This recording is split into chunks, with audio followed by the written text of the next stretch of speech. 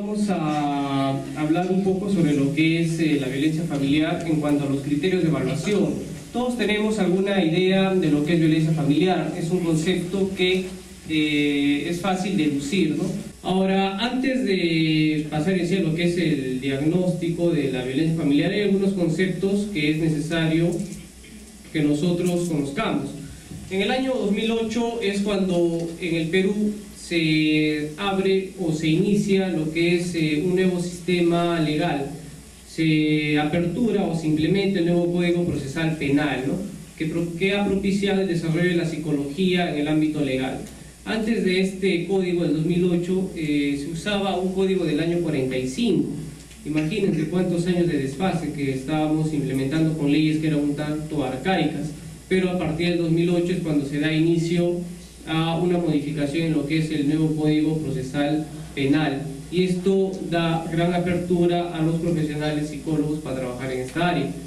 Ahora, ¿qué viene a ser un código? Un código es un conjunto de reglas, un conjunto de normas que va a dictar el Estado, ¿no? Eso es bastante sencillo, bastante claro de comprender. Ahora, en el Perú existen dos códigos, el Código Civil y el Código Penal.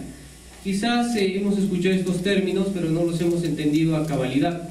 Código Civil viene a ser un grupo ordenado de normas, reglas, que tienen que ver con algún tipo de problemática que se da entre las relaciones de las personas. Por ejemplo, alguien me debe un dinero, ¿no? Alguien no me quiere pagar una deuda, ¿no? Una hipoteca de una casa, ¿no? Por ejemplo, ¿no? Eso sería legislado por el Código Civil. Pero también tenemos el Código Penal. ¿Qué viene a ser el Código Penal? El Código Penal es todo tipo de normas que tiene que ver con la legislación que da el Estado para poder dar una sanción, un castigo, ¿no? Algo punitivo cuando una persona infringe una norma, pero que atenta con lo que es algún bien del Estado o con la esencia de los derechos del ser humano. Si nosotros recordamos la Constitución Política del Perú, ¿qué menciona en el artículo 1? A ver, tratemos de recordar, ¿no? No somos abogados, pero nos dice el fin supremo de la persona humana, de la sociedad y el Estado es la persona humana, ¿no? Entonces todo lo que atente contra la persona humana va a ser legislado por el Código Penal. Entonces, a partir del 2008 es que se ha dado una modificación del Código Penal, ¿no? Perito, ¿qué viene a ser un perito? Un perito es una persona experimentada, hábil, un experto, alguien que domina determinado campo u oficio, ¿no? En nuestro caso, como psicólogos, debemos convertirnos en peritos de la psicología, ¿no? Debemos ser expertos en lo que es el diagnóstico de los diversos trastornos y problemas. Y en este caso, mencionamos lo que es la violencia familiar. Características del nuevo código: es publicidad, es decir, las audiencias son públicas, ¿no? A excepción de los casos establecidos por la ley, básicamente lo que es violación sexual, ¿no? Que es de carácter privado, pero toda audiencia es pública. Si ustedes desean, van al Poder Judicial y escuchan una audiencia, ¿no? Así de simple, ¿no? Porque es público, es una característica. Oralidad: todo lo que el psicólogo plasma un informe psicológico no solamente va a quedar en el documento o en el papel impreso, sino que tiene que ser sustentado. Y para ser sustentado tenemos que tener esta capacidad de dar criterios diagnósticos que sean certeros.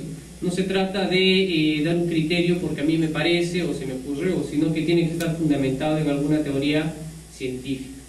Contradictorio: se refiere a que si yo diagnostico, por ejemplo, de que hay violencia familiar en determinado caso, el acusado puede decir no hay violencia familiar y trae a un psicólogo que se denomina psicólogo de parte para que exista un debate, ¿no? Entre lo que yo sustento que hay violencia familiar y el otro psicólogo que sustenta que no lo hay. Entonces esto implica mucha preparación por parte de un perito. Inmediación es el contacto con el juez, es decir, el juez tiene una actitud receptiva de todo lo que se está debatiendo y se forma una idea de cómo está yendo el caso y emite un dictamen, ¿no? Aquí vamos a ver un poco sobre la ley de violencia familiar, que es la ley 26260. Sí, como decía Alex, nosotros veníamos laborando desde el 2008 en el Ministerio Público. La ley, como vamos a ver ahora, plantea algunos criterios generales que al parecer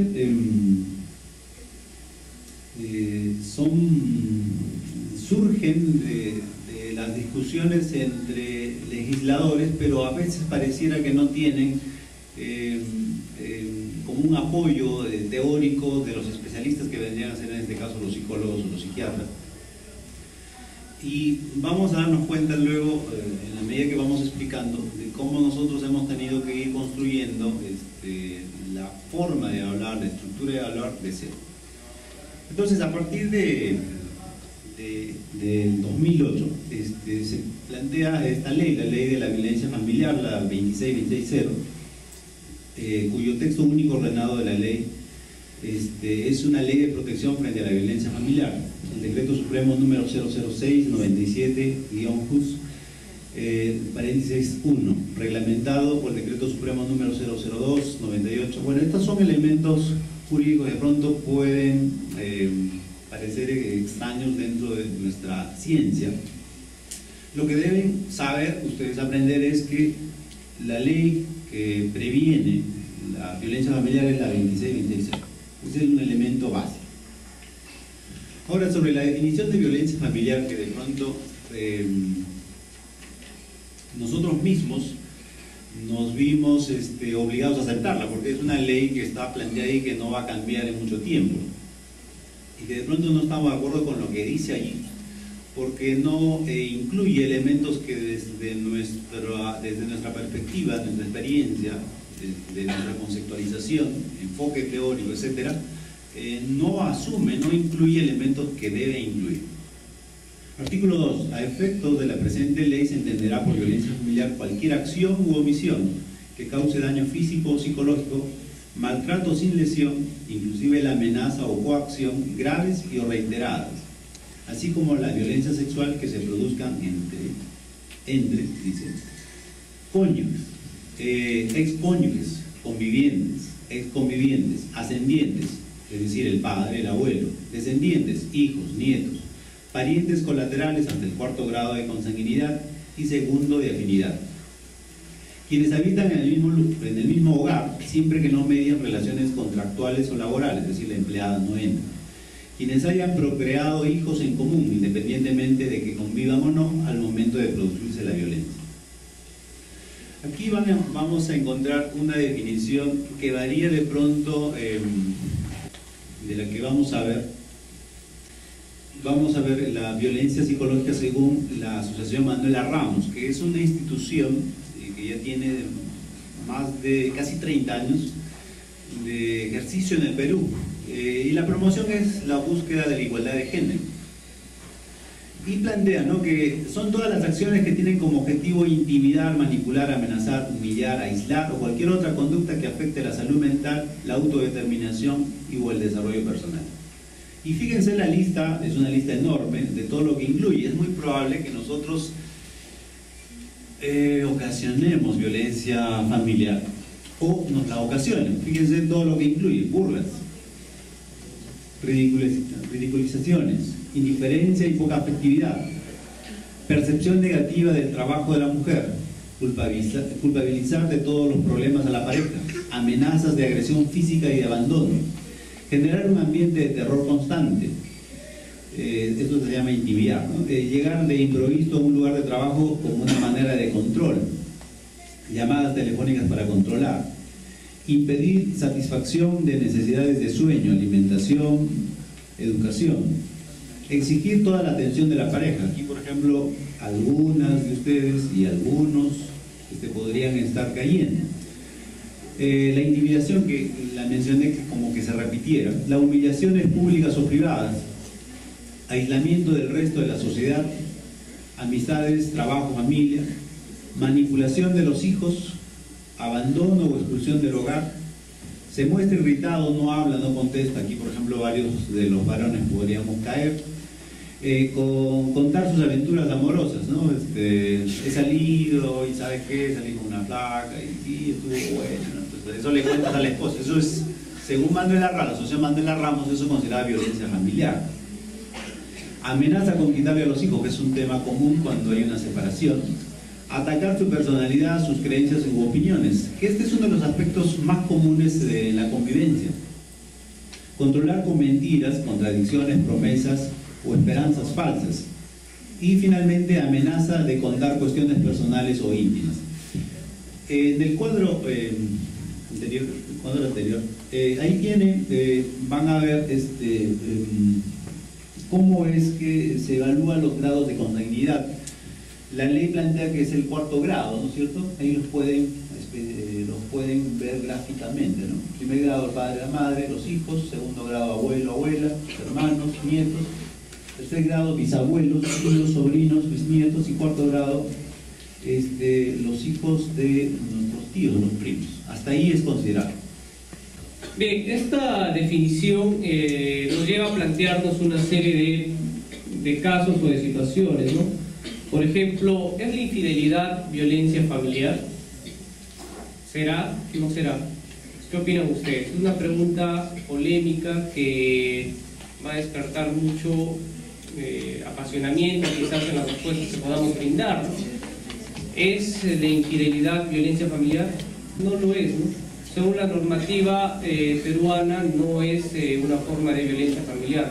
Obviamente la persona se puede sentir triste, afectada, ¿no?, al descubrir este tipo de situaciones, pero no se considera una forma de violencia familiar dentro de la ley, ¿no? Y obviamente uno como perito psicólogo tiene que estar trabajando dentro de un marco legal.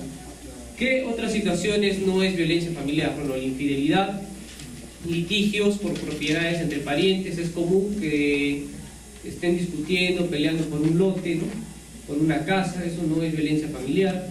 Maltrato a las empleadas del hogar tampoco sería violencia familiar. Si bien es cierto, hay un vínculo de afinidad, pero también hay una relación contractual, ¿no? Es decir, está recibiendo un pago mensual, entonces no sería violencia familiar, sería una agresión entre terceros.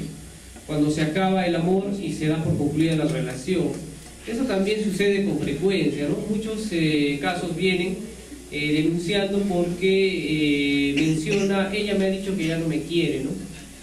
Me siento triste, afectado, y pongo mi denuncia por violencia familiar. Entonces no cabe ahí esa figura, ¿no? Por más que la persona esté afectada psicológicamente, pero no es una afectación psicológica por violencia familiar. Cuando uno de ellos inicia una nueva relación, o cuando se está demandado o denunciado, ¿no? Es decir, la persona me hace una denuncia y esa denuncia me pone triste, afligido, y por lo tanto yo lo denuncio porque la denuncia que me hizo me está haciendo sentir mal. Miren, ¿no? Como que es una especie de tirarse la pelota, diríamos, para salir librado de algún tipo de responsabilidad.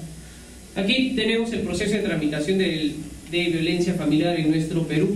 Este gráfico es muy importante porque nos permite entender cuál es el camino que emprende nuestra denuncia. Tenemos en primer lugar la denuncia. La denuncia la podemos hacer ante un juzgado de paz, la Policía Nacional del Perú o la Fiscalía. La mayoría opta por el camino de la policía, ir donde una comisaría. Sucede un hecho de violencia, maltrato, golpes, insultos, y uno va a la comisaría directamente, ¿no? Lo que va a hacer la policía es darme un oficio para que me haga una evaluación psicológica en una división médico-legal, ¿no? Luego la evaluación psicológica se regresa a la policía. Luego la policía decide si es que eso va a un juez de paz, va al fiscal provincial o al fiscal de familia.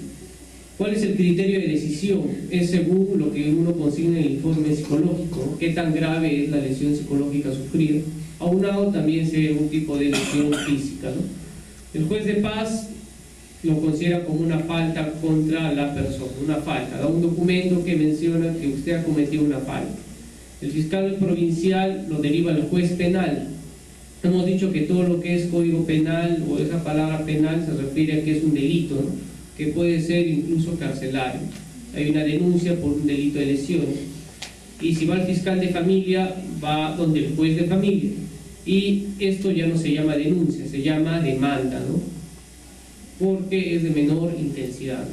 Quizás usamos los términos denuncia y demanda de manera coloquial, como sinónimos quizás, ¿no? Pero hay una diferencia en el marco legal. Miren, estos conceptos es importante diferenciar. Sí, aquí en esta parte será importante, si alguna vez alguno de ustedes hace prácticas en denunas, tendrá que orientar sobre este camino, ¿no? Muchas personas que han sufrido violencia van al juez de paz y el juez de paz, además que les hace un cobro, 10 soles, 20 soles a cada uno, les hace firmar un papelito en el cual se comprometen a no golpearse.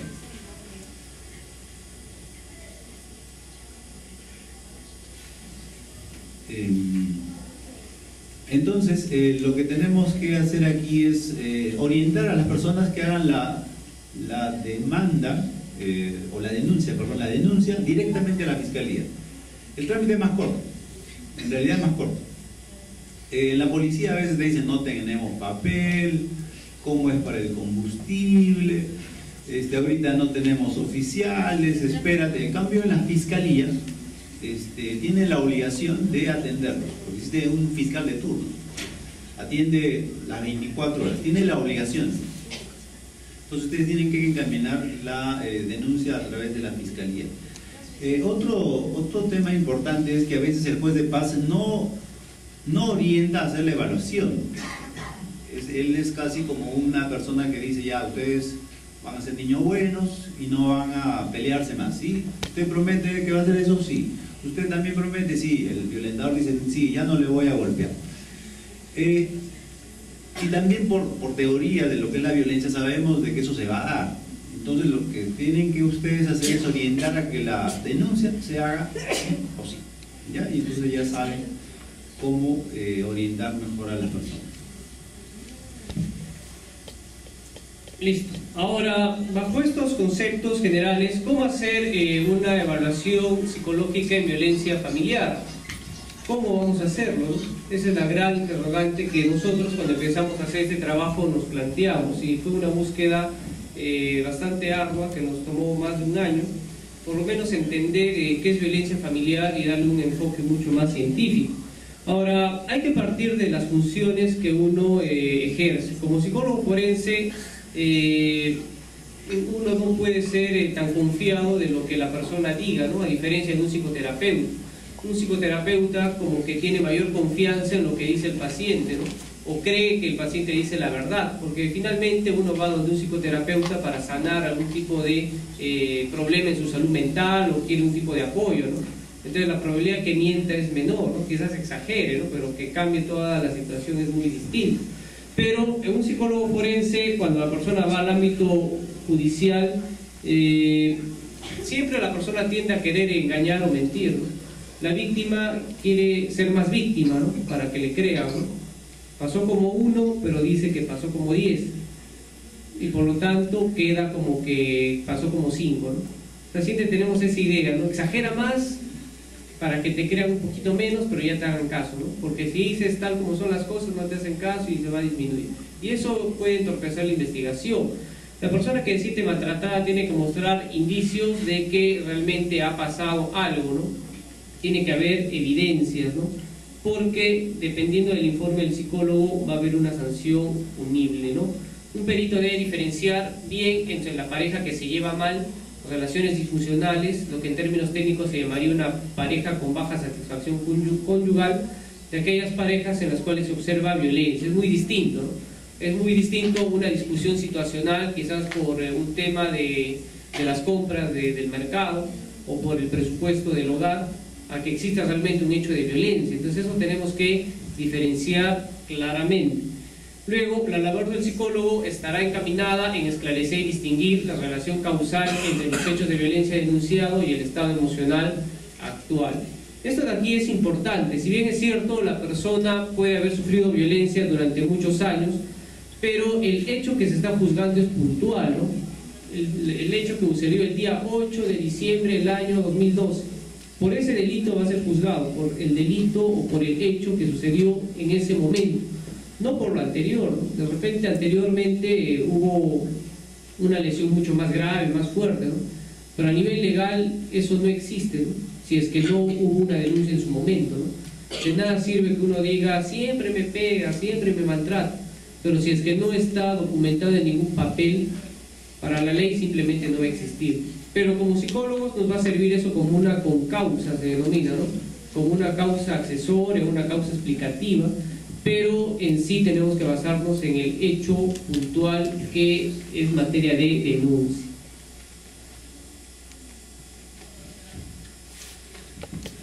Sí, bueno, aquí viene, es una expresión que me la dijeron a mí dentro del trabajo, ¿no? El fiscal de familia me dijo, o sea, si viene una mujer llorando, ¿está sufriendo violencia psicológica? No necesariamente, ¿no? No necesariamente. No necesariamente. Es que ellos creen, o la gente que no conoce nuestra actividad, piensa que nosotros somos caídos de palo. Que viene alguien y te llora y tú dices, ah, ya, está sufriendo maltrato, es una víctima muy grave. No, en realidad no. De pronto nos ha pasado al principio que teníamos, los primeros meses nos costaba entender un poquito a la víctima.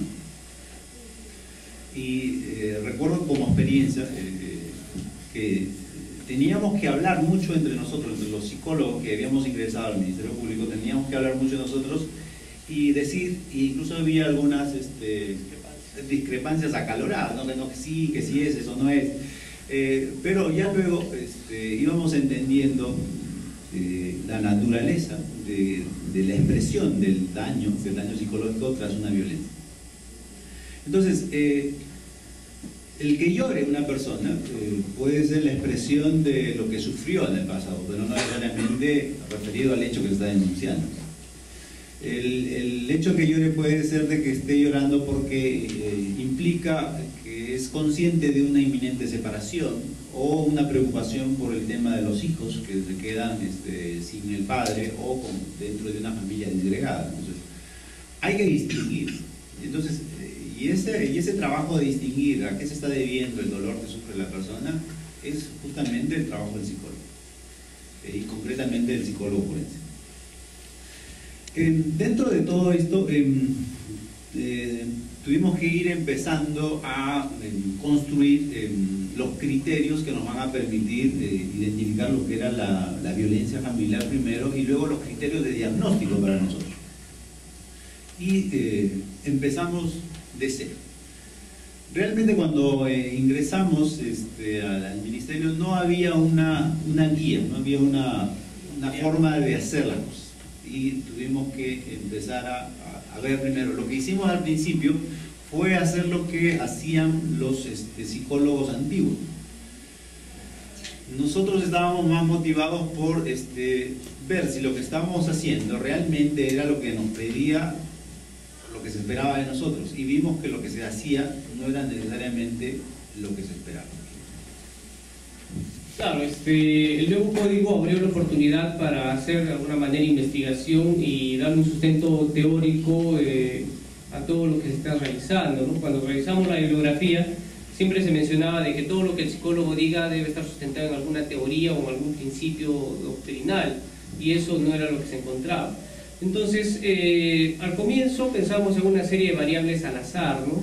Como todo proceso de investigación, ¿no? Uno hipotetiza o se plantea una serie de criterios según su parecer, hasta que llegamos a la conclusión de que los criterios no pueden plantearse de manera unidireccional. Primero nos planteamos un cuadro de doble entrada, ¿no? Que debería haber un cruce de variables, ¿no? Y luego finalmente llegamos a la conclusión de que no solo debería ser un diagrama de doble entrada, sino que debería ser en 3 dimensiones. Y eso es lo que estamos plasmando ahí en ese cubo, ¿no? Como vemos ahí, ¿no? La idea del cubo es para más o menos mostrarnos cómo deben cruzarse las variables. Las variables van en todo sentido. O sea, tenemos que hacernos una imagen mental, tridimensional, de cómo debe ser el cruce de variables. Sí, eso es interesante porque nos da una perspectiva mucho más amplia. Entonces, la primera variable que hemos considerado según nuestra experiencia y nuestra búsqueda es que debemos determinar el tipo de familia. Es básico, ¿no? tenemos que saber de qué tipo de familia proviene, ¿no? Esto es bastante conocido. Y esto nos permitió elaborar el siguiente cuadro. Los tipos de familia: familia nuclear, es la que está integrada por papá, mamá e hijos, ¿no? Familia monoparental, solamente está uno de los progenitores. Pareja sin hijos, también, ¿no? Una pareja que se ha casado, convive y no tiene hijos. Hogar unipersonal, hay personas que viven solas, ¿no? Que viven solas mucho tiempo, un cuarto alquilado, ¿no? Eso también, ¿no? Familia adoptiva, familia homosexual también, ¿no? Familia extensa. Una familia extensa a la vez hemos considerado que se va a dividir en biparental, cuando están ambos padres con uno o más hijos y otros parientes, ¿no? Familia extensa monoparental, uno de los progenitores con uno o más hijos y otros parientes. Por ejemplo, una mujer divorciada que va con sus hijos a la casa de su respectiva madre, ¿no? Familia extensa amplia, integrada por una pareja o uno de los miembros de esta con uno o más hijos y por otros miembros parientes y no parientes, ¿no? Familia extensa simple, integrada por una pareja sin hijos o por otros miembros parientes o no parientes. Miren, entonces el tema de familia es bastante complicado, ¿no? No se trata de decir simplemente familia nuclear y se acabó, ¿no? Sino primero estamos viendo la familia según su constitución, ¿no? Familia reconstituida, la relación con la madrastra, la relación con el padrastro. Sabemos de que no toda madrastra es mala, ¿no? No todo padrastro tampoco va a ser así, ¿no? Muchas veces un mito. Y familias sin vínculos consanguíneos, ¿no? Una comunidad religiosa, militares o personas que están en un albergue, ¿no? La aldea que tenemos aquí, el de San Pedro, el de Santo Domingo Sabio, ¿no? Es un hogar, ¿no? Es una familia que está formando sin ningún tipo de vínculo sanguíneo, ¿no? Muy bien, hasta ahí teníamos más o menos aclarado que como trabajábamos el tema de violencia y en la violencia en familia teníamos que identificar qué tipo de familia. Lo siguiente que teníamos que ver era cómo se llegaban los miembros de esa familia, y entonces hacíamos alusión a lo que era la dinámica de familia o dinámica familiar. Además de esto, se tenía que determinar la relación asimétrica. La relación asimétrica tiene que ver con los roles que ejercen los miembros de la familia, concretamente el padre y la madre.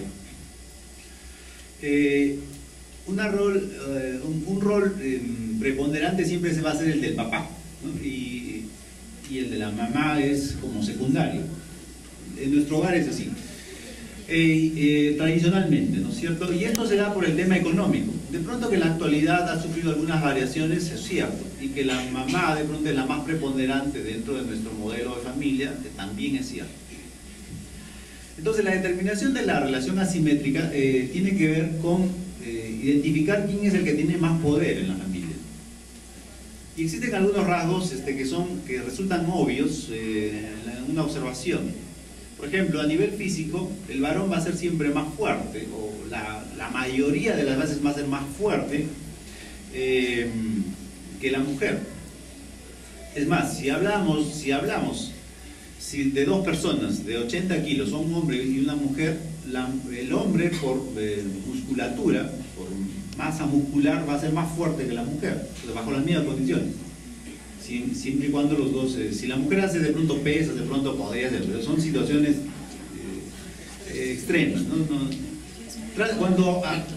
Cuando nosotros hablemos, y eso se los he dicho en clase, nosotros nos centramos más en el tema central, medular, no los casos aislados. Entonces, eso para que siempre estén pensando de esa manera, ¿no? Otro elemento para determinar la relación asimétrica era el tema laboral económico. Y aquí surgía una situación, una pequeña discusión, ¿no? Y parte del proceso de elaboración de los criterios. ¿Quién tiene más oportunidades laborales, el hombre o la mujer? No, mentira, es la mujer. La mujer tiene mayor oportunidad laboral. El problema está en que gana menos que el hombre. Cuando el hombre ingresa a trabajar de pronto trabajo más duro, pero el ingreso salarial es mayor. Entonces eso crea una desventaja, comienza a desbalancear la balanza entre el hombre y la mujer, ¿no es cierto? Como roles. Luego está el tema de las responsabilidades. Esto es un tema bien interesante porque habíamos empezado a observar que que donde se notaba mayor violencia o mayor gravedad de la violencia eran en las familias donde había más hijos. Y ustedes tendrían que decir por qué. Una forma, culturalmente hablando, de someter a las mujeres teniendo más hijos. Entonces cuando había más hijos, entonces el hombre la sometía a la mujer, entonces desequilibraba la balanza. Entonces el hombre se iba, ¿y quién tenía que quedarse en la casa? La mujer, lavando, cocinando, y de pronto, y si no alcanzaba, trabajando también, ¿no? Entonces las responsabilidades también tienen que ver con la determinación de la relación asimétrica. Y finalmente está el estilo de crianza machista transgeneracional. Varios de nosotros hemos sido creados con un estilo machista, es decir, la mamá nos decía, no laves, para eso está tu hermana. No laves. Y esto ella lo ha aprendido de su madre. Le decía, lava tú, ¿por qué va a lavar tu hermano? Entonces esto se ha venido arrastrando de generación en generación. La tendencia nuestra va a ser a eliminar estas diferencias. Bien, y esto bueno, sabemos que es reforzado obviamente por los diversos juguetes que existen, ¿no? A la mujer se le compra una cocinita, se le compra un tejido de juguete, ¿no? Al hombre un taller con herramientas mecánicas, ¿no? Entonces eso de alguna manera refuerza ese rol machista, ¿no? Otro aspecto que nos planteamos era las funciones de la familia. Y esto es importante porque muchas veces confundimos los tipos de familia con las funciones, ¿no? Pensamos de que si una familia es nuclear significa de que tiene funcionalidad o que es una familia que tiene características positivas, y no necesariamente, no puede ser un hogar constituido por papá, mamá, hijos, y eso no implica que sea funcional. ¿Qué funciones existen? Esto ya lo conocemos desde antaño, pero es necesario sistematizarlo. Una función biológica que tiene que ver con la satisfacción sexual y el tema de la reproducción humana. La satisfacción sexual como necesidad orgánica, ¿no? Hogares en los cuales la mujer es violentada sexualmente para que el hombre satisfaga en sus instintos, ¿no? También eso va a ser una causa de violencia familiar, ¿no? También función de satisfacción de requerimientos emocionales. Un hijo pequeño necesita el abrazo de un padre, ¿no? Necesita la presencia afectiva de él, ¿no? Función educativa cultural también, ¿no? Es necesario que todos los miembros del hogar accedan a una educación, y muchas mujeres caen en el error de dedicarse solamente a ser madres, ¿no? Piensan que con el hecho de ser mamás ya acabaron su vida o esa es su máxima graduación, ¿no? Y no siguen estudiando, capacitándose, ¿no? Función abastecedora económica, tiene que haber obviamente un nivel económico que permita por lo menos realizar algún tipo de sueño, algún tipo de ideal, ¿no? Función solidaria, tiene que haber cooperación entre los integrantes. Función protectora, tiene que haber seguridad a los integrantes del hogar. ¿Cuántas veces vemos a ancianos que están siendo dejados en la calle o abandonados por sus parientes, ¿no? Función de intermediación entre la persona y la sociedad. La familia tiene que ayudar al individuo a insertarse en la sociedad. También, por ejemplo, una persona que sea un hijito de mamá, tiene 20 años y no sabe tomar una combi, ¿no? O no sabe hacer ni siquiera un trámite, y esos casos existen, ¿no? Uno lo toma a risa, ¿no? Pero a ver, ese tipo de situaciones también es una forma de violencia familiar, ¿no? Porque no ha fomentado la independencia o el desarrollo pleno del individuo, ¿no? Personas que a los 20, 18 años siguen durmiendo con su mamá, ¿no? Imagínense, ¿no? Y eso, ustedes hagan un autoanálisis, y eso no es tan alejado de la realidad como uno pensaría, ¿no? Entonces, ¿qué falló ahí, no? La función familiar no propició esta intermediación de lograr la autonomía y la confianza para poder defenderse en el mundo. Y también tenemos la función recreativa, ¿no? No todo tiene que ser rigor dentro del hogar, sino también la capacidad de divertirse y poder satisfacer esta necesidad. Muy bien, aquí tenemos que aclararte que cuando tocamos el tema de la funcionalidad de la familia, no tocamos todos los criterios con el mismo peso. Hay algunos que son más importantes. Obviamente, si hablamos de maltrato psicológico, estaría entonces la parte emocional, la función de satisfacción de requerimientos emocionales es sumamente importante, sobre todo en la evaluación de niños. Y la parte de la abastecedora económica, porque mucha de la violencia que se denuncia es por falta de darles de comer a los hijos o de dar los recursos suficientes para que estudien. Entonces, esos son los factores que tienen más peso dentro de nuestra evaluación. Entonces, cuando hablamos de familia disfuncional, entonces tendríamos que hablar de este tipo de criterios, ¿no es cierto? Por ejemplo, la decepción y negación, la imposibilidad de intimidad. La imposibilidad de intimidad, les debo decir de que es una de las características, no sé si en casuística la puede ver, que casi en el 100% está presente. Es decir, a la persona se le impide que tenga un espacio propio como característica fundamental dentro de una relación, ¿cierto? Que ya luego vamos a darnos cuenta de que es parte de un criterio casi fehaciente de que se está dañando a la persona. Claro, cuando hablamos de intimidad nos referimos a que uno tiene derecho a una vida propia, ¿no? Parejas que le piden la clave del Facebook a la otra parte, ¿no? Dame tu clave, ¿no? Dame tu contraseña de tu correo electrónico, ¿no? Eso está vulnerando nuestra intimidad, ¿no? Si bien es cierto, hay confianza, son pareja, ¿no? Pero uno necesita un espacio propio, ¿no? ¿Quién no necesita chatear con alguien que no sea del núcleo familiar, ¿no? Aunque sea por diversión, o quizás puede haber una especie de coqueteo por último, ¿no? Pero no, claro, pero dentro de lo que sea fue moralmente permitido, ¿no? Pero a veces esto es llevado al extremo, ¿no? De querer controlar a la pareja, ¿no? De querer saber todo de esa persona, ¿no? Parejas que trabajan juntos, duermen juntos, van a recoger a los hijos juntos, almuerzan juntos y todo el día están juntos. Pero eso no propicia este espacio, ¿no? Uno necesita un tiempo a solas, ¿no? Para tener una vida personal, ¿no? Ahora, esto tiene que ver muchas veces con los celos, características de personalidad y de inseguridad, ¿no?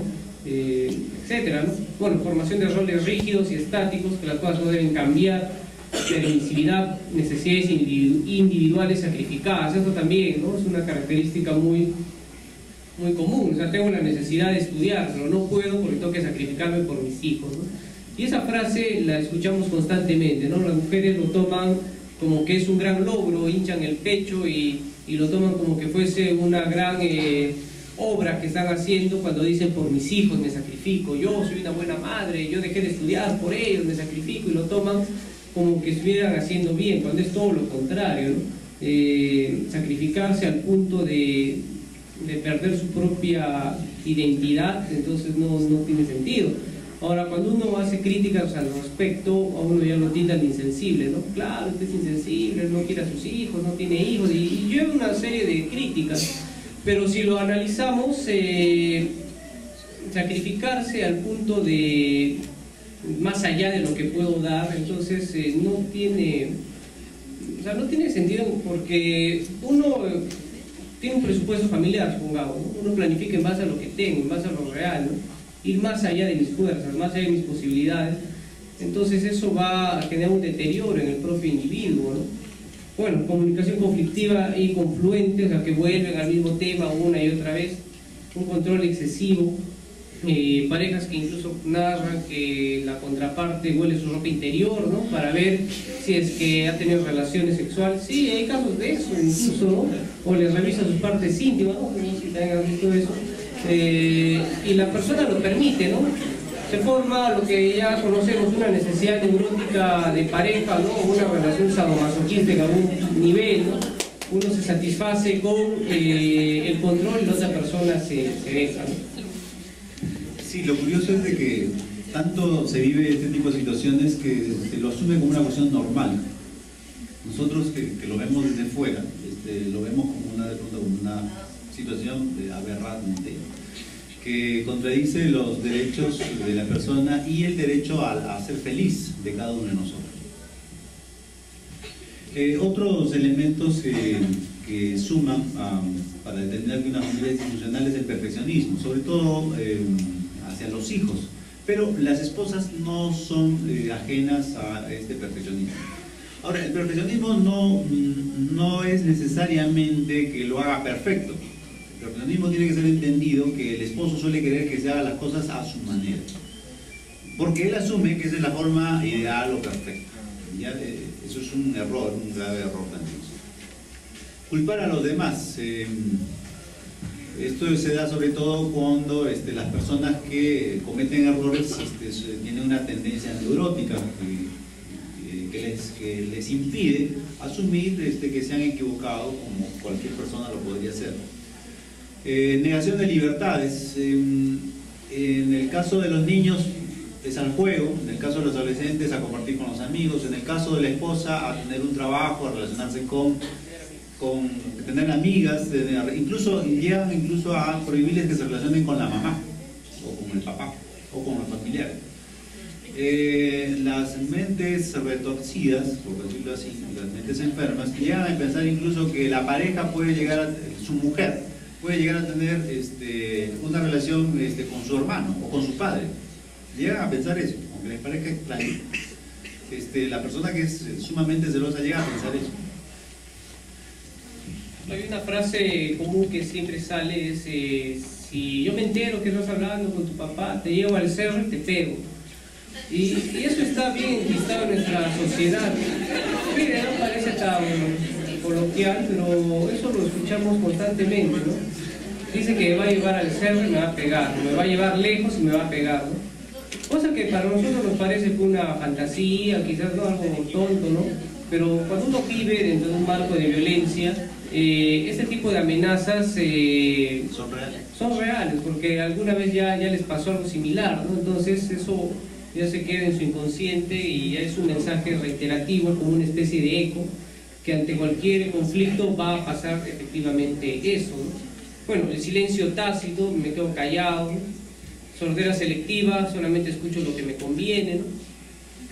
La repetición de una y otra vez del mismo tema, desconfianza, omisiones, secretos abiertos. O sea, todo el mundo sabe que la mujer es golpeada, pero nadie se mete, ¿no? Es un secreto a voces, ¿no? Él es así, ¿no? Ya va a cambiar, ¿no? O sea, no hacemos nada por cortar este ciclo. Muy bien, y aquí entonces tenemos que es más fácil de diagnosticar, ya tenemos el conocimiento de lo que es disfuncional, es más fácil entender lo que es funcional. Si utilizamos un criterio estricto, es muy probable que ninguno de nosotros entre en el criterio de familia funcional. Ya han visto que los criterios que se plantean de pronto son ideales. Pero, como les decía, nosotros hemos dado prioridad a algunas funciones que debe tener la familia.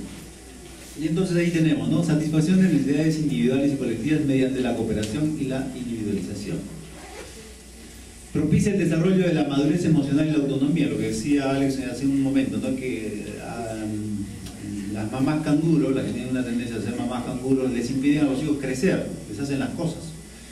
Y eso también, por ejemplo, estaría señalado como una familia disfuncional. Lo que se debe buscar, a pesar de lo que nosotros deseamos, es de que nuestros hijos sean autónomos e independientes. Y luego está el tema del propicio de la unidad, la supervivencia y el crecimiento. ¿De quién? De la familia y de cada uno de los miembros. Muy bien, la familia satisface necesidades emocionales de sus miembros, logrando un balance entre autonomía, dependencia, entre sociabilidad y sexualidad. El tema, por ejemplo, de la sexualidad va a ser también hubo en algún momento, discutíamos si deberíamos evaluar el aspecto sexual de la familia. Unilateralmente, es decir, yo decidí antes que mis colegas evaluar la parte sexual de la relación de la pareja. Y una de las preguntas que yo les hacía a las mujeres es si tenía relaciones sexuales con su pareja, y esperaba la respuesta, y luego esperaba y decía, ¿y estas relaciones sexuales son consentidas o no? Al principio hubo un conflicto, porque algunos colegas planteaban de que era de pronto un tema muy invasivo, ¿no? Teníamos miedo, y es algo que deben saber, que al principio teníamos miedo de evaluar algunos aspectos, porque no sabíamos cuál iba a ser la la respuesta de la gente, si de pronto se iban a sentir ofendidos. Yo recuerdo, como anécdota, que una señora la perité y luego a las semanas viene y me dice, el vigilante me dice, señor, doctor, lo están buscando. Y le digo, ¿quién? Una señora que dice que lo ha peritado usted. Digo, ¿qué pasa, no? Y la señora viene y me dice, solo quería avisarle que mi esposo le quiere pegar. Y yo le digo, ¿pero por qué? Es que me dice que usted no me debe preguntar sobre el sexo. Ya. ¿Eso es todo? Sí, eso es todo. Entonces, un poco las preocupaciones que tenían mis colegas, pues como que se materializó allí, ¿no? Sí, porque no, de pronto es que a alguno no le gusta, pero finalmente es algo que tenemos que hacer dentro de nuestra actividad, porque el tema sexual es es una de las principales razones por las cuales se da la violencia familiar, porque recuerden, la mayor cantidad tiene que ver con celos. Otro aspecto que tiene que ver es el tema económico, como vamos a ver, espero nos alcanza el tiempo que estamos muy ajustados. Bueno, permite el crecimiento de los miembros, obtención de la autoestima sólida, no una autoestima banal, ¿no?, en base a logros falsos, sino una autoestima en base a hechos concretos, formación adecuada de carácter y valores morales. Bueno, otro aspecto importante a considerar, vamos a ir un poco más rápido, tenemos modelo de crianza hiperprotector, la hiperprotección, modelo permisivo, modelo sacrificante, ¿no?, que la persona se sacrifica por el bienestar de los demás, modelo veleidoso, intermitente, significa que un día lo trato bien, otro día lo trato mal, ¿no?, es cambiante, voluble, modelo delegante, no hago nada, pero simplemente exijo o delego cosas, tú haces esto, tú haces lo otro y todos deben cumplir. Modelo autoritario con mucha mayor severidad. Aquí este cuadro, los ejes afectivo, volitivo y cognitivo. Esto es importante porque esto nos da un sustento epistemológico y sobre lo que es las teorías de la personalidad. Si analizamos los diversos conceptos de personalidad, todos apuntan a que la personalidad tiene esa estructura básica, ¿no?, afectivo, cognitivo y volitivo. En el eje afectivo hemos elaborado este cuadro que tomó mucho tiempo y muchos meses, ¿no? Aunque ustedes no lo crean, ¿no?, porque hablamos de que la persona está sufriente, está triste, está angustiada, pero ¿cómo describimos estas emociones? ¿Cómo describo el estado afectivo de las personas? Para describir el estado afectivo debo conocer qué emociones existen. Y las emociones básicas que existen son la ira, la tristeza, el temor, la sorpresa, el disgusto y la vergüenza. A partir de estas emociones básicas se van a desprender todas las demás. Ahora, va a haber quizás otros autores que mencionan que la emoción simplemente existe el amor y el odio, otros dicen que la emoción no existe, que es un estado subjetivo, según la perspectiva, ¿no?, que uno pueda adoptar, pero funcionalmente hemos encontrado que estas son las emociones básicas que nos permiten entender lo que es la violencia familiar. Hemos consignado en color lila las emociones que implicarían un grado leve de afectación. En color lila, bueno, en cuanto al eje de la ira, tenemos unas cuantas, ¿no? Sí, antes que se nos pase, lo que queremos, ya estamos en el punto más importante de lo que sería la exposición, lo que queríamos que ustedes entiendan. ¿Qué teníamos que evaluar? Ya hemos visto que tenemos que evaluar la dinámica, la familia, la dinámica, el estilo de crianza, ¿no es cierto? Pero esa parte no nos pidieron. En la parte cuando de pronto concluíamos eso, los fiscales decían, esto no nos sirve. Entonces habíamos trabajado en vano un buen tiempo y nos dijeron que eso no sirve. Entonces teníamos que recaer nuevamente y sentarnos y decir entonces, ¿qué es lo que quieren? Si están afectados o no emocionalmente, y justamente es de donde surge este cuadrito que están viendo aquí.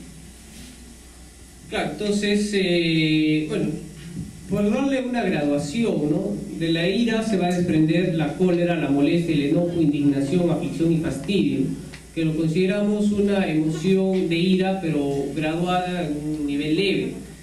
Luego, el resentimiento lo consideramos un nivel moderado. En un nivel rojo, lo grave, tenemos la ira, la furia, exasperación, irritabilidad, hostilidad, violencia, odio patológico, ¿no? Miren, ¿no? Dándole una graduación. De la tristeza, que es la emoción base, se van a desprender otras, ¿no? A nivel leve, pena, pesar, congoja. Nivel medio, melancolía, pesimismo, autocompasión, soledad, abatimiento. Nivel elevado, desesperación, depresión grave, desconsuelo, ¿no? Y bueno, y así creo sucesivamente, ¿no? Pero lo importante es que captemos de que los psicólogos debemos ser los profesionales que evaluemos la emoción, los sentimientos. Ningún otro profesional evalúa este aspecto, ¿no?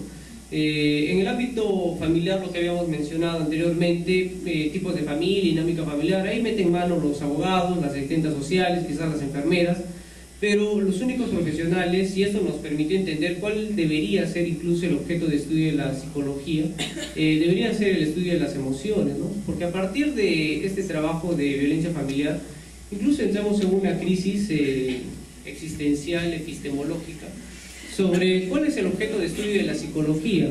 Si ustedes se ponen a analizar cuál es el objeto de estudio de lo que están realizando, a ver, pónganse a meditar de manera profunda sobre el tema. Y a veces estudiamos cursos de manera mecánica, pasamos de año plagiando, no plagiando, o quizás a las justas, o con recuperación y todo lo demás. Pero cuando hacemos un análisis exhaustivo, ¿no?, de cuál es nuestra razón de ser, uno puede llegar realmente a una crisis, porque comprender cuál es nuestra función nos debe llevar a entender que debemos comprender cómo son las emociones que experimentamos los seres humanos, ¿no? Y cómo graduarlas, ¿no? Cómo entenderlas, ¿no? Por eso, bueno, lo del cuadro, ¿no?, que nos permitió entender qué es lo que debemos evaluar en cada uno de nuestros pacientes o peritados, y a partir de eso construir una epistemología incluso que nos permite entender cuál sería en sí la esencia de la psicología, ¿no? Creo que es el punto central de nuestra razón de ser como psicólogos, ¿no? Comprender las diversas emociones del ser humano, pero para comprender las emociones debemos saber cuáles son las que existen, ¿no? Sí, a partir de este análisis, luego también se desprendió de que no solamente la expresión básica va a ser la emoción, sino que cuando ya el trastorno, mejor dicho, cuando la persona ha sido expuesta tanto tiempo a un fenómeno de violencia, esto se convierte ya en una reacción, una reacción afectiva, pero de otro nivel. Ya no son emociones, sino que son sentimientos. Si usted reconoce por teoría de emociones, entonces el aspecto afectivo se pueden evaluar en estados emocionales. Entonces lo que en este momento tiene, las emociones, que son las respuestas inmediatas, cortas, ¿no?, intensas, y luego están los sentimientos. Y justamente es uno de los aspectos que vimos que era importante considerar, porque la persona, cuando ya está gravemente afectada, y eso lo colocamos en los informes, comenzamos a colocar, por ejemplo, tiene sentimientos de indefensión, tiene pérdida de la sensación de bienestar. En realidad estamos refiriendo a sentimientos, ya no a una emoción, porque una emoción puede responder simplemente a una situación fortuita, ocasional, que pasa muchas veces, que viene la persona, ha sido maltratada, ha tenido una discusión, de pronto al esposo se le fue la mano, le metió un puñete, y la persona, la víctima, viene con ganas de pronto de divorciarse. Está dentro de lo que llamamos emoción. Lo que pasa es que revive la emoción, se acuerda, sufre, y entonces ahí hay que hacer la distinción. Muy bien. Bueno, viendo el lado patológico, pero también debemos ver obviamente el lado normal, ¿no? La normalidad se denomina eutimia. ¿Cuándo vamos a diagnosticar el estado eutímico, ¿no? Cuando la persona tenga felicidad, alegría, contento, dicha, ¿no?, deleite, diversión, embelezo, gratificación, satisfacción, ecuanimidad, confianza, amabilidad, ¿no? Sí, en un nivel paradójico, cuando la persona es violentada pero siente afecto, ¿no? Está moreteada, golpeada, una situación física dramática, pero siente afecto por su agresor. Que es de la mayoría de las veces en realidad. Claro, y es lo que se va a caracterizar por confusión emocional, ambivalencia afectiva, orgullo, adoración, extravagancia, éxtasis, manía, y es común, ¿no? Mujeres dicen, no puedo vivir sin él, ¿no? ¿Qué hago si él no está a mi lado? Ya hablaríamos de un nivel ya de idolatría, quizás, ¿no? En el cual la persona se encuentra totalmente fijada emocionalmente ante su agresor, ¿no? Bueno, a nivel cognitivo debemos evaluar varios procesos mentales, un poco, bueno, para acelerar, lo que es imaginación, atención, pensamiento, lenguaje, memoria, sensación, percepción, todo lo que nosotros estudiamos en procesos cognitivos con sus respectivas variables, ¿no? En la imaginación, temor a que el suceso se vuelva a repetir, creer que todo tipo de amenaza que el agresor verbaliza se va a hacer realidad, sentimientos de inadecuación, ¿no?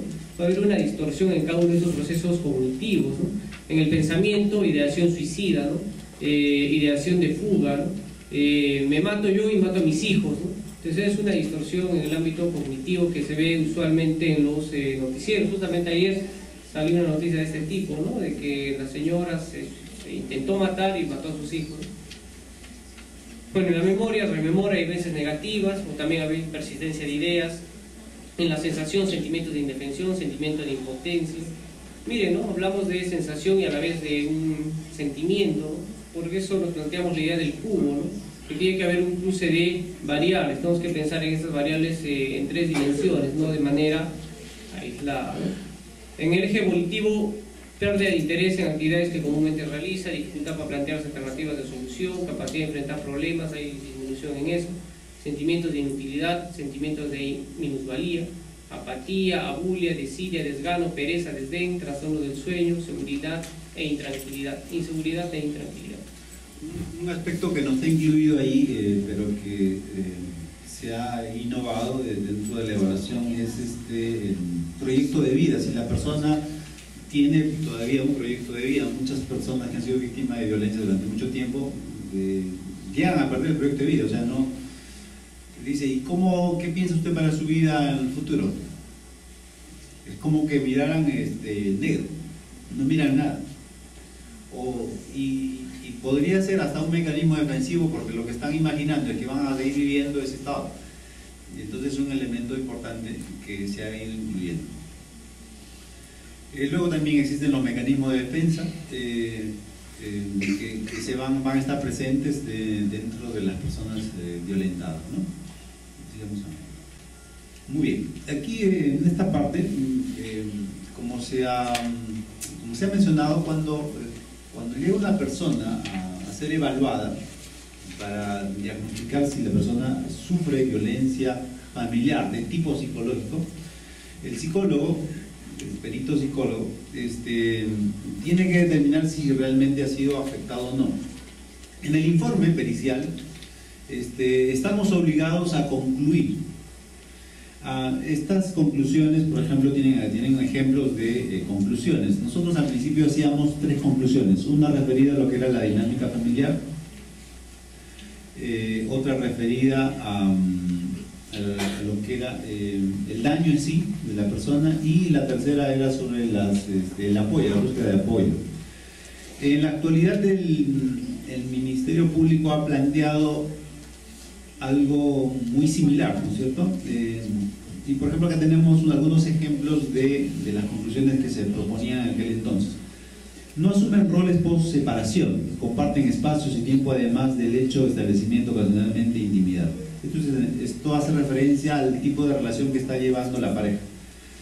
Si se dan cuenta, es un resumen, una síntesis de lo que se ha evaluado en la dinámica familiar. No asumen roles por separación, es decir, de pronto el esposo están separados y la quiere controlar, quiere saber con quién está, le pregunta a los hijos si sale, con quién sale, a qué hora regrese, etc. Esto significa que la persona no cumple un rol por separación. Estos términos que ustedes ven aquí tampoco existían, son constructos que nosotros hemos ido desarrollando. Teníamos que tratar de sintetizar lo que observábamos de alguna manera. No, y bueno, esta conclusión también obedece al hecho de que muchas parejas están casadas o conviven, se separan y siguen viviendo en la misma casa, ¿no? Eso también es bastante frecuente. Entonces, ¿qué término podemos dar a eso, no? Que no asumen un rol post-separación. Bueno, otra conclusión: el denunciado ejerce control sobre las actividades extrafamiliares de peritada, evidenciando excesos en la relación post-marital, ¿no? Es decir, se trata de controlar toda la vida en la cual se desenvuelve la persona. Deterioro de la relación vinculado a problemas en la comunicación, sobre exigencia en cambio. Denunciado no asume roles post-separación, pretende ejercer control sobre las actividades extrafamiliares y las relaciones de la perita, evidenciando excesos en la relación post-marital, ¿no? Tratamos de darle un sentido, ¿no? Mucho más dinámico. Desborde emocional, respuesta no proporcional a la causalidad asociada a un rasgo colérico, ¿no? Y como segundo grupo de conclusiones planteamos la siguiente, ¿no? Sí, por ejemplo, aquí le vendría a ser la parte medular de la conclusión, de lo que se sirven los fiscales para demandar o no. Y aquí existen, fíjense que hay, nosotros planteamos 5 niveles al principio. El primero, el estado de atención, es cuando yo te digo, no sé si puedo utilizar expresiones, ustedes saben que me gusta utilizar expresiones típicas. No me jodas. Entonces, ok, he ocasionado un estado de rechazo. Y a eso, y a veces viene y la persona dice, me he dicho no me jodas. Lo denuncia. Entonces, ¿qué le podemos poner a esa persona? Que tiene un estado de tensión emocional, ¿cierto? Que la persona se encuentre preocupada, estresada. Pero nada más. ¿Este se demanda? No, este no se demanda. El siguiente es afectación emocional. La persona siente ansiedad, preocupación marcada, cognitivo, afectivo, físico. Nosotros habíamos propuesto, en las conversaciones que habíamos tenido con ellos, de que a partir del segundo nivel ya se debería demandar. Pero ellos no lo hacían así. Ellos esperaban el tercer indicador. Indicadores de abuso emocional. La persona sufre habitualmente violencia verbal y psicológica y se evidencia en la situación de desventaja. Es decir, el desnivel del poder. Y luego está el cuarto nivel, indicadores de maltrato. La persona sufre agresiones físicas, además de violencia verbal y psicológica, presenta trastorno ansioso depresivo. Dentro de nuestro sistema, nosotros teníamos en aquel entonces la capacidad de ver la evaluación del médico, en el caso de la violencia. En la actualidad nos han limitado con eso, en realidad es una gran pérdida porque nos servía mucho de saber si la persona, cuán grave había sido la agresión. No es lo mismo que te den un día, dentro de los términos médico-legales, un día de descanso por una atención facultativa, a que te den 5 días. Para que ustedes tengan idea más o menos, si yo en este momento me paro y le saco la mula a uno de ustedes, sin romperle nada, le van a dar 5 días. Es un tema que seguramente en algún momento, cuando desarrollemos una visión más humana, tendrá que actualizarse, porque eso es grave.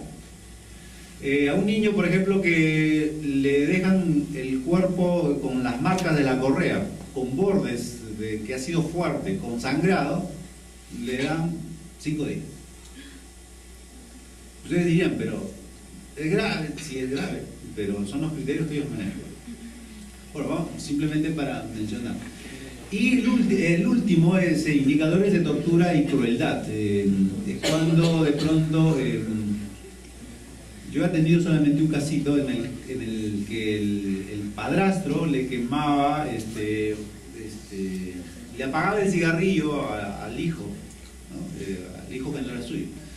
Eso es tortura, ¿no es cierto? Cuando el niño lloraba, le decía te callas, y si no se callaba, el cigarro se lo apagaba en su piel. Eso es tortura. Bueno, eso es lo que nosotros hicimos y propusimos. No, y esta escala es importante porque sabemos que el derecho es demasiado rígido, ¿no? Para el derecho las cosas son o no son, ¿no? Hay violencia o no hay violencia, ¿no? Y es lo que los fiscales no entendían, ¿no? En el ámbito de las emociones, en el ámbito psicológico hay niveles, hay graduaciones. Nada es absoluto, ¿no? No entienden eso, no entienden, no llegan a entender de que y ese concepto fue lo que demoró mucho tiempo en calar en sus mentes de los abogados, y hasta ahora persiste esa lucha, ¿no? Porque consideran de que uno debe dar una conclusión contundente, ¿no? ¿Hay maltrato o no hay maltrato? Pero se tiene que graduar, ¿no? Porque no es lo mismo un insulto con una palabrota a un golpe, ¿no? Va a haber una afectación, sí, pero en diversos niveles, ¿no? Eso es lo que nosotros hemos propuesto, producto de una revisión de bastante tiempo, y el Ministerio Público propone otra cosa, ¿no? Propone que debe haber dos conclusiones. Conclusión A, ver si el estado mental está conservado y si es que la persona no tiene alteraciones mentales, que básicamente es lo que le interesa. Y conclusión B, muy similar a lo que nosotros planteamos, que dice indicadores de afectación emocional compatible a maltrato psicológico, reacción ansiosa situacional compatible a un conflicto familiar conyugal, estado de malestar emocional, tensión emocional compatible a conflicto familiar conyugal. Y última conclusión, no se evidencian indicadores de afectación emocional compatible a maltrato psicológico, ¿no? Después de muchos años, recién salió una normativa que plantea que debe cumplirse de esta forma, pero hasta cierto punto consideramos que es bastante limitante porque no parte de dónde, ¿no? Simplemente concluyen de esta manera y se acabó, ¿no? Entonces lo que nosotros pretendemos es darle un sustento teórico de cómo llegar a esta conclusión, ¿no? Porque cuando hemos visto en las primeras diapositivas, todo lo que es en el ámbito penal tiene que ser oralizado, debatido, confrontado con otros expertos, y si es que uno no tiene una base de dónde llegó a esta conclusión, como que va a quedar un tanto en el aire, ¿no? Sí, bueno. Finalmente, ahí para recordar un poquito el tema del ciclo de la violencia, la fase de tensión, la acumulación de tensión, la fase aguda de los golpes y la fase de arrepentimiento de luna de miel. Van a atender, los que trabajan en demunas o hagan un trabajo similar al nuestro, van a atender casos de personas que denuncian que han sido sumamente maltratadas, incluso con rotura de tabique, fractura de cráneo, etcétera, que luego perdonan. Este es un aspecto que yo al menos reconozco que falta incluir, porque como el sistema nos obliga a concluir sobre un momento, dejamos de analizar toda esta situación, todo este ciclo, ¿no? Entonces, pero es el sistema que nos está limitando. En realidad lo podríamos incluir, pero de pronto las conclusiones van a ser más difíciles de luego de sustentar en juicio. Muy bien, eso sería lo que queríamos presentarles a ustedes. Espero que les haya sido